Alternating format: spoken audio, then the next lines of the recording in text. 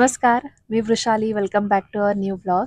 आणि आज आम्ही चाललेलो आहोत गुढीपाडव्याच्या इव्हेंटला, म्हणून आम्ही छान तयार पण झालेलो आहोत दोघं. आणि गुढीपाडव्याचा इव्हेंट मराठी मंडळाने आयोजित केलेला आहे, जिनिवाला आहे तो. त्यामुळे आम्हाला ट्रेनने जावं लागणार आहे. जवळजवळ 1 तास लागतो आमच्या घरापासून जिनिवाला जायला. आणि 9:30-10ला कार्यक्रम सुरू होणार आहे. So I am very excited, कारण जिनिवाचं जे मराठी मंडळ आहे ते मेन मराठी मंडळ आहे. जसं ज्युरिकला आहे तसं जिनिवाला पण आहे. आणि जिनिवाला आज माझी बऱ्याच लोकांबरोबर ओळख पण होणार आहे, कारण मी पहिल्यांदाच जिनिवाला जाते. पुष्कर ह्याच्या आधी गणपतीच्या इव्हेंटला जाऊन आलेला आहे, त्याच्यामुळे तो थोड्याफार लोकांना ओळखतो. मी मकर संक्रांतीच्या कार्यक्रमाला गेलेले, पण तिथे ते लोजानला असल्यामुळे सगळे जिनिवाचे मेंबर्स आले नव्हते. त्यामुळे आज बऱ्याच नवीन लोकांची ओळख होणार आहे. मी खूप एक्सायटेड आहे की कसा हा कार्यक्रम होणार आहे. असं वेगळंच वाटतं, छान वाटतं जेव्हा बाहेरच्या देशामध्ये येऊन आपण असं इव्हेंट करतो. आणि त्यानिमित्ताने छान आपल्याला नटायला पण मिळतं, छान साडी नेसणं वगैरे पण होतं. So I am very excited. आणि आता आम्ही ऑन द वे आहोत. मोमोला अलाउड नाही आहे तिथे इव्हेंटमध्ये, त्याच्यामुळे आम्ही जिनिवाला एक पेट सिटर शोधलेली आहे. खूप चांगले आहेत ते, पण इंडियन आहेत. सो आम्ही त्यांच्याकडे तिला सोडणार आहोत. जवळजवळ 9 ते 5 वगैरे कार्यक्रम आहे, आणि मग तिथून नंतर तिला पिकअप करू आणि मग घरी येऊ. सो असा एकंदरीत दिवस असणार आहे. बघूया तिथे कसा काय काय इव्हेंट्स आहेत आणि काय काय छान छान खायला मिळतंय आपल्याला, हे सगळं आपण बघूया. तोपर्यंत तुम्ही हा लेक जिनिवाचा मस्त असा व्ह्यू बघा, आणि आम्ही तुम्हाला थोड्याच वेळात भेटतो.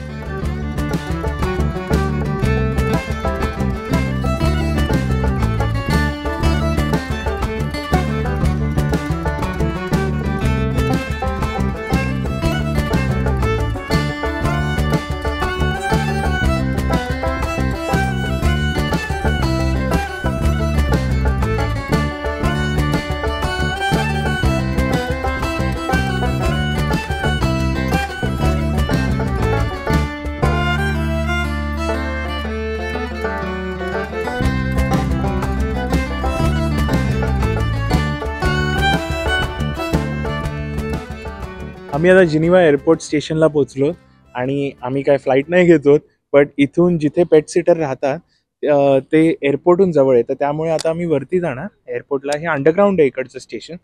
सो वरती जाऊ आम्ही आणि मग तिकडून बस पकडू, जी बस आम्हाला एक साधारण 10-15 मिनिटात नेईल आमच्या पेट सिटरकडे. आणि मग तिच्याकडे गेल्यावर काय मोमो काय एक्सायटेडच आहे तिच्या डॉग्सला भेटायला. तिच्याकडेही 2 डॉग्स आहेत, तर त्यामुळे मोमोला सोडू, थोड्या वेळ तिच्यावर खेळू मोमोबरोबर. आणि तिला एकदम असं वाटायला नको की आम्ही तिला सोडून गेलोय. आणि ते झाल्यानंतर मग आपण पुढे आपल्या पुढच्या प्रवासाला निघूयात. चला तर मग.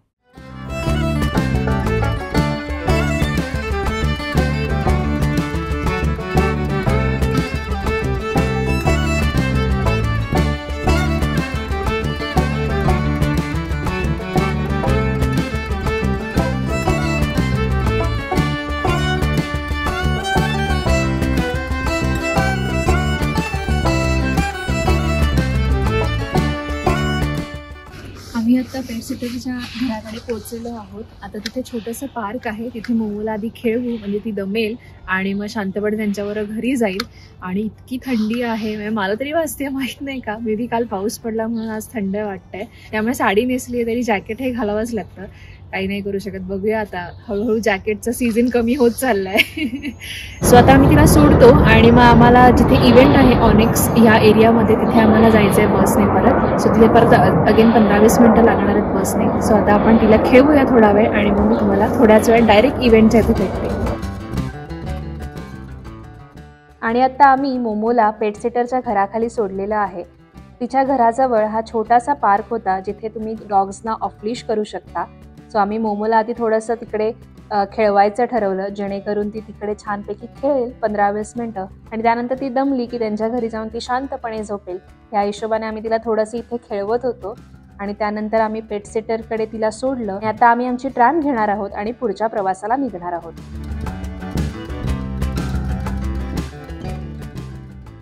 आता आम्ही ऑलमोस्ट पोचलोय.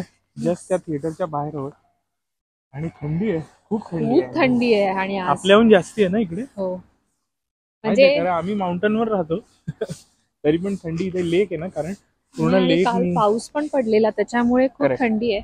आज पण क्लाउडीच आहे, पण एवढ्या थंडीत आम्ही स्वित्झर्लंडचा एक मिलिंद सोमण बघितलेला आहे, जो अगदीच उघडा पळत होता तिकडे. बापरे, मानला त्याला, खरंच मानला त्याला. इथे आम्ही कधी एकदा आत जातो असं झालंय. सो आता आम्ही पोहोचलेलो आहोत, दाखवतो तुम्हाला आतमधून कसं आहे ते.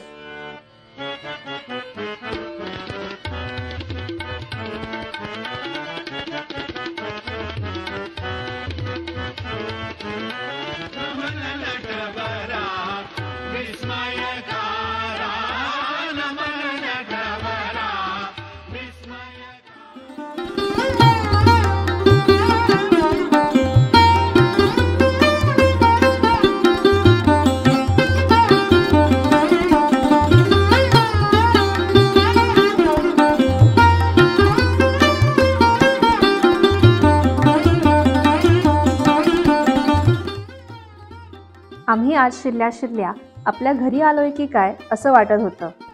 Thanks to BMM for arranging such events. त्यानिमित्ताने आपल्या भारतीय आणि त्यात स्वित्झर्लंडमधल्या मराठी लोकांना भेटायची छान संधी मिळते. कार्यक्रम सुरू व्हायला थोडा वेळ होता, तोवर इथे सगळेजण डेकोरेशन करत होते, त्यामुळे आम्ही पण थोडासा हातभार लावला. छान अशी त्यांनी गुढी उभारली होती, फोटो बूथ अरेंज केला होता आणि मग कार्यक्रमाची सुरुवात गुढी पूजनाने झाली, ज्यात आम्हाला पूजेचा मान मिळाला.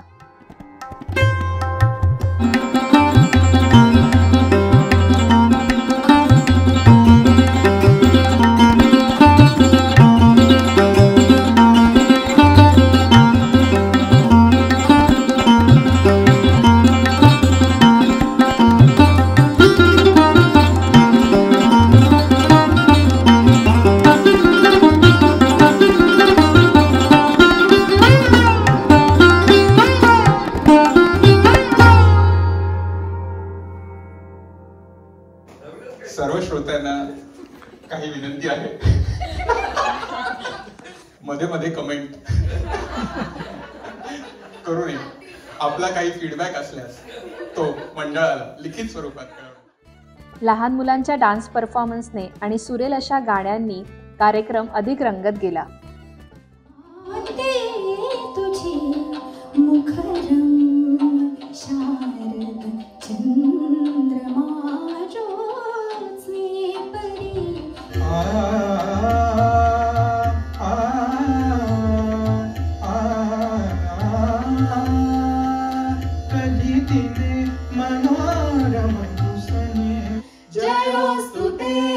जयोस्तुते श्री महामंगले शिवास्पदे शुभदे स्वतंत्रते भगवती त्वामहं यशोयुतां वन्दे यशोयुतां वन्दे. मैफिल संपली आणि पोटातले गावळे ओरडायला लागले, म्हणून आम्ही धाव घेतली ती फूड काउंटरकडे. वडा, उसळ, दाबेली, पनीर रोल, गुलाबजाम असं स्नॅक्समध्ये त्यांनी मस्त अरेंज केलं होतं आणि खरंच उत्तम बनवलं होतं. जेवण झाल्यावर आता वेळ होती शास्त्रीय संगीताच्या मैफिलीची.